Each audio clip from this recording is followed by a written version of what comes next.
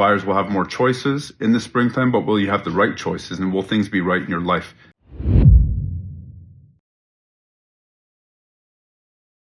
So I recently did a video talking about what I think is going to happen in the spring of 2026. I do believe we're going to have a lot of inventory because you're going to have your 2026 sellers. You're going to have your 2025 people who were unsuccessful that are going to reattempt to sell again in 2026.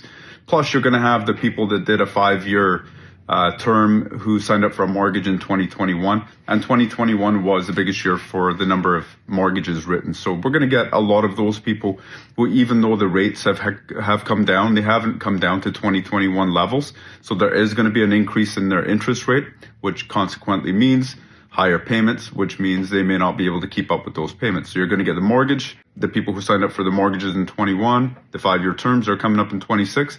You're going to get the people who didn't sell in 2025 are going to be selling in 26, and you're just going to get the organic people that were always planning on selling in 2026.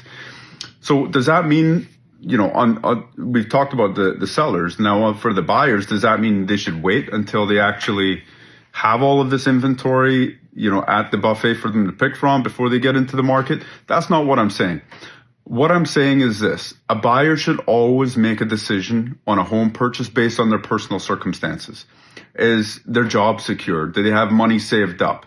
Are all things in alignment in their personal life? Because for many of the people who are selling their home right now, it's because something has fallen out of alignment in their personal life. It's because maybe the job isn't secure. It's maybe perhaps something personal, maybe a marital issue where that's not secure. So I would always tell buyers, don't try to time out the market just based on whether things are right in your life. That's number one. Number two is, again, if the right house shows up today, if it's the perfect house on the right street, it's in the perfect condition, exactly where you want it to be, go ahead and attempt to buy that house, because it may not come up again in the spring. And you don't want to have all of this inventory, but none of it's right for you, versus something that's just sitting there that's right for you. So always make the decision based on your personal life. Is it in order? Are all your finances and your employment, and is all of that where it needs to be?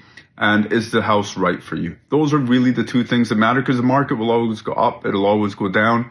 We've seen that historically. Is the spring market going to go down? You're going to get lots of inventory, I believe, but I don't necessarily always think it's going to go down. A lot of sellers don't have to sell their houses in many cases. They would wish to and maybe do an upgrade, but if they're not going to get the number that they want, then they're going to basically decline the offer, and it's just not going to go anywhere. So, it doesn't, what that ultimately affects, or the effect that has in the market is, time on the market is extended, inventory doesn't sell because the seller maybe doesn't want to sell for a certain price, and therefore if enough sellers do that, prices will hold. So we don't know if the prices are going to go up, if they're going to go down, if they're going to hold. Likely, I think they're just going to hold. But yes, buyers will have more choices in the springtime, but will you have the right choices, and will things be right in your life? That's all buyers have to keep in mind as to whether or not they should get into the real estate market. Hope that helps. See you guys.